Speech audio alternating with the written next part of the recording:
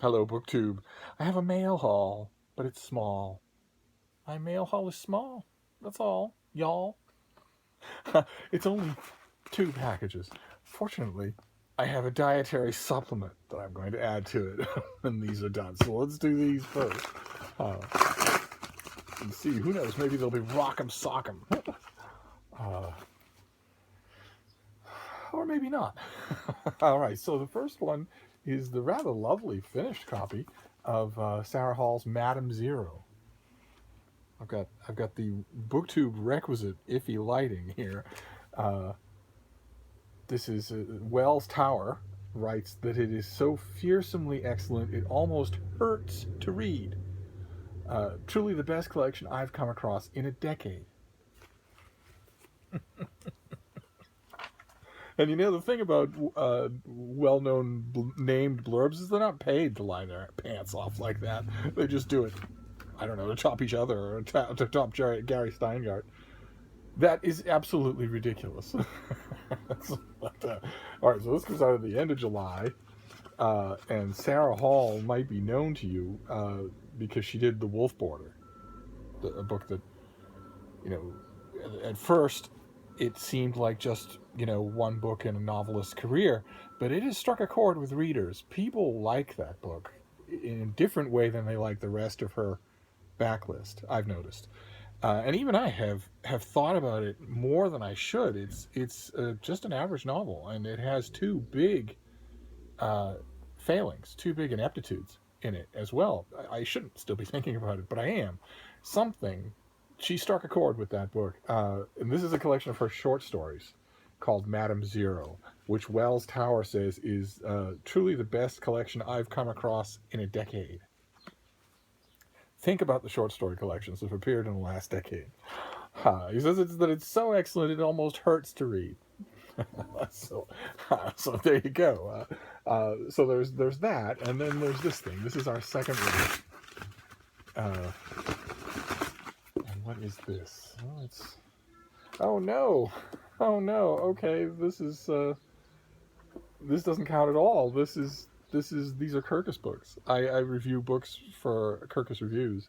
I get books. That's why they have a sticky note with a deadline on them, because I get some, most of the time I get electronic books from Kirkus, so that I don't have to worry about stuff like this. But here are 2 for the middle of August. Okay, so looks like they're by the same author, but they do a week apart. That's odd. All right, well, so I'm not even going to bother to show them to you. The Kirkus books are seldom worth showing to somebody. They're usually a very insider game. And then we have the finished copy of a short story collection. You might think, oh my God, what a lackluster book haul. But I have us covered because I have a dietary supplement to give you. I also went to the Brattle Bookshop here in Boston. For those of you who are new to the channel, it's a wonderful, wonderful used bookstore that I go to all the time, because they're, unlike a lot of used bookstores, they have enormous turnover. So you literally see something new every day, lots of new things every day, and there are days when that breaks against you, and there are days when it breaks for you. And I have a nice stack of things here that I want to show you and enthuse about, because I seem to be the public enemy number 1 for all of your TBRs. Sorry about that. Though I offer 2 defenses for the fact that I am constantly enormously lengthening your TBRs and sending you to the Kindle store or whatever. I offer 2 defenses. One, I don't enthuse about anything that doesn't deserve it. Not every book I enthuse about might be for you, but if I enthuse about something that does seem like it's for you, you can take that recommendation to the proverbial bank. I've been recommending books longer than any of you have been alive, and I'm very good at it. So if I say, here's an example of thing X, and it's an excellent example, I'm willing, unlike a lot of my professional colleagues who kind of expect their venue or their status to give weight to their recommendations, I dispense with that completely. I am a mongrel. I am an Old Bailey hack. The only metric by which I judge my success is how many readers take my suggestions and come back and say, you know, that was a really good book. That's all I care about. I don't care about anything else. So I've got a bunch of stuff here I want to show you. First of all is a murder mystery. I think I've mentioned them on this channel before. This is Robert Van Gulik's Judge D mysteries. And these lovely old white mass market paperbacks, they're slightly square. They're not the normal size for a mass market paperback. The University of Chicago Press did a whole shelf of these about 25 years ago. They aren't made anymore like this, but you still will sometimes see these in a used bookstore. And if you haven't read Judge D, I highly recommend them. They're historical murder mysteries set in, I think, the 7th century in China. And Judge D is he's a judge, and he's a middle-aged man for most of the mysteries, and he's solid, and he's thoughtful and not flashy. And the mysteries, it's difficult to explain their appeal.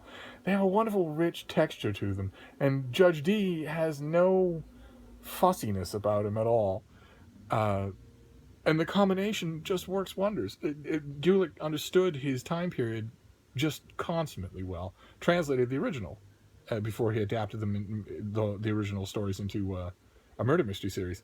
And it's just, I don't even know if Judge D is currently in print in American bookstores, but if that's up your alley, a historical murder mystery series, Judge D has many dedicated fans, and he's earned them all. And the next one is a bit of an oddity. I was very happy to find it. I don't think I've ever read it, which feels like a horrible admission on my part. This is The King's Grace by John Buchan. He's a prolific writer, and probably most famous to what Time magazine once referred to as the post-literate society, as the author of the book that was adapted into the movie, The 39 Steps. But he wrote a whole bunch of other things. Oh my, never stopped writing. Never. Constantly working, but also constantly out and about in society. And eventually gained a title from King George V. And became, and got a high posting in Canada, of all places. But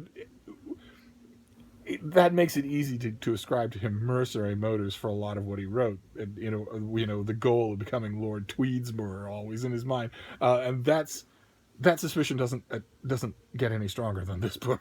This is it's an appreciation. It's supposed to be a history of the reign of King George V. This is from 1935. I think this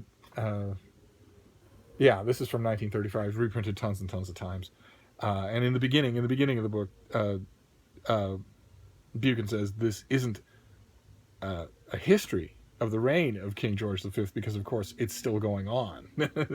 Unbeknownst to him when he wrote this book, the king had only a couple more years to live, but at the time he was still alive and was relatively beloved. I suppose King George V was beloved.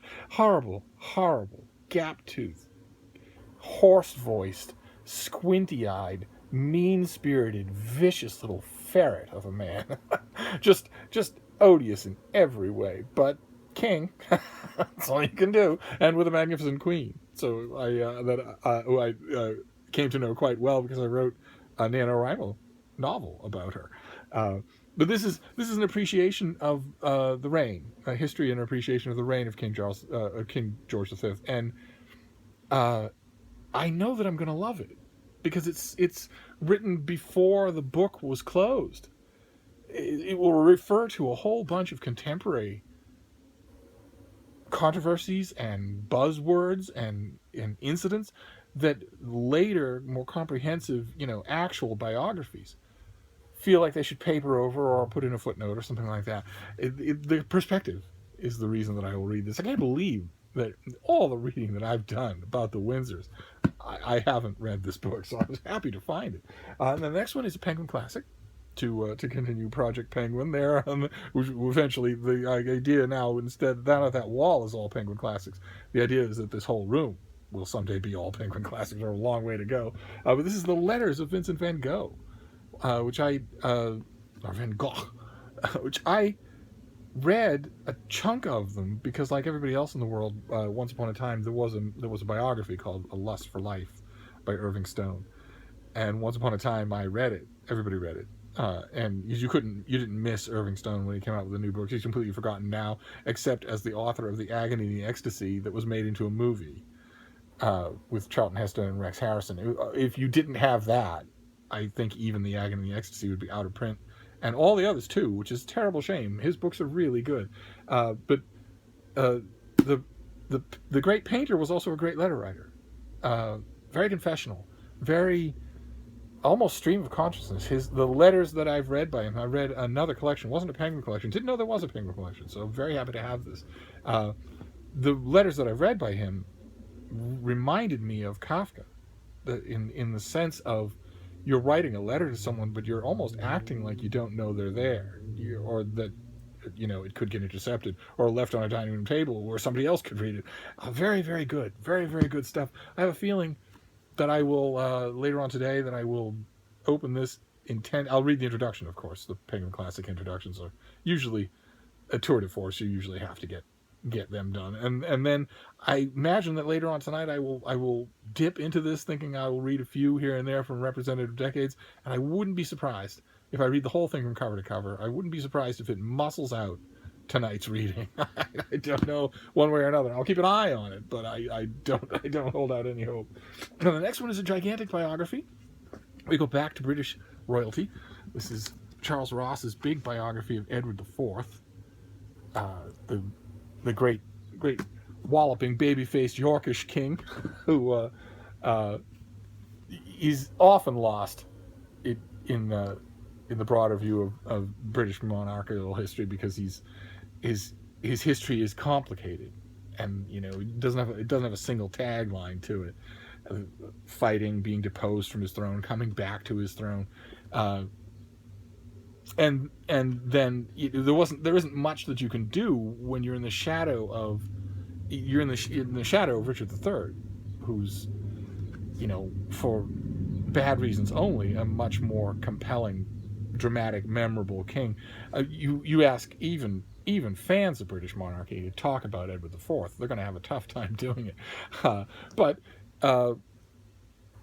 he led a long and fascinating life, and I read this book when it first came out. I think this was 30 years ago, 1974. Yeah, and it was I had a copy for a long time that was just on the shelf with all of the other British monarchs, and I saw this at the Brattle the other day, and I didn't get it. I left it there because my first thought was, well, you have that already. And then I actually came back here and checked the roster of British monarchs, and I don't. And so I when I went back and it was still there, I grabbed it, and I will actually reread it, because I don't think I've read it from front to back since it came out. And Edward IV is interesting in a lot of constitutional ways. In a lot of ways, he made the Tudors possible, but also in some macabre ways as well. He was, in my opinion, the second of God's anointed who was murdered by his brother Richard. The second out of three. That's actually four. I believe that Richard, his brother, did precious little else with his free time for almost all of his adult life than kill legitimate anointed royals. And it will be interesting to read this. Ross doesn't subscribe to that theory at all, but he's a tenured academic, or was, and I'm not. Edward was as healthy as a horse, and suddenly took sick and died. I don't quite believe that any more than I believe the famous princes in the Tower wasted away or were killed by anyone else than the man who stood to inherit the throne. And the reason I say four is because, of course, the instant that the older of Richard's two nephews, was murdered, even if they both were murdered in the course of 30 seconds, the instant that the older nephew was killed, the younger nephew was king. So Richard, he didn't do the deed himself, of course, but I believe he ordered it, and that would mean you count his brother, the family favorite other than his brother, and his two nephews. That's four of God's anointed. killed by one person or on one person's orders. Well, but that is not. I should stress that is not this book. This is a scholarly, wonderfully complete, comprehensive biography. It does not veer into crackpot conspiracy theories. That's just my own fun. And then the last two things for our Brattle supplement here are illustrated. The first one is yet another copy of The Velveteen Rabbit. I've mentioned on this channel before how much I love this book. Just love it. And this is, I have a little paperback, tiny little thing, and I have a big, oversized illustrated edition that doesn't have the original illustrations. So when I saw this, it's a nice, normal-sized hardcover. Be perfect for the nightstand for, to finish off the night's reading. And then I'll have an extra copy. There is scarcely any book that I know of that's easier to give away than The Velveteen Rabbit. Then the next one is a gem from 1932. This is the 4th New Yorker cartoon collection, with an introduction by James Thurber, and then just a whole bunch of black and white reproductions of New Yorker cartoons. And I have the big collected cartoon volume that they did, and I have the 50-year, the big gigantic hardcover, the one you usually see of New Yorker cartoons. I love New Yorker cartoons. I absolutely love them. I believe that they are emojis. They're my emojis. I could actually, if I had a representative database, I could actually come up with a perfect New Yorker cartoon for almost any response that I would ever need to give online or in social media or anything like that. That's how good they are. And one of the reasons that I love the much earlier collections, the one from the 30s, is that they often will give you a full-page reproduction of a cartoon that isn't reprinted in later editions. Often you'll find that, even with some of their most famous cartoonists from the time, and including my favorite, Helene Hokinson. But you get them from everybody here, and I've been paging through this thing on and off all afternoon, and I have seen cartoons in full size that I've never seen before, because they're in this volume, because they were in here because they were new, and then the decades moved on and they got papered over. So I have the first and second, and now I have the fourth. I'll just keep looking for the third. It will show up at the Brattle. Brattle's very good for New Yorker cartoon collections. So there you have it. That was a Brattle Bookshop dietary supplement to add to what was, I admit, a crappy little book haul. So you've got illustrated, the New Yorker and the Velveteen Rabbit. You have big old Edward IV. You have the letters of Vincent van Gogh. You have The King's Grace by John Buchan. Just ardently going for advancement with the crown. You have Judge Dee, the great Judge Dee. This one is I don't think I even said, this is the Chinese gold murders. But the titles often sound very similar with Judge Dee, but that's what this one is. It doesn't matter. They're all great. And then Madame Zero in a finished copy. This is a collection of short stories by Sarah Hall that is so good it physically hurts. And then two Kirkus books on deadline. So there you go. That is our book haul for today. And I will be back soon. I'll see you, BookTube. Thank you.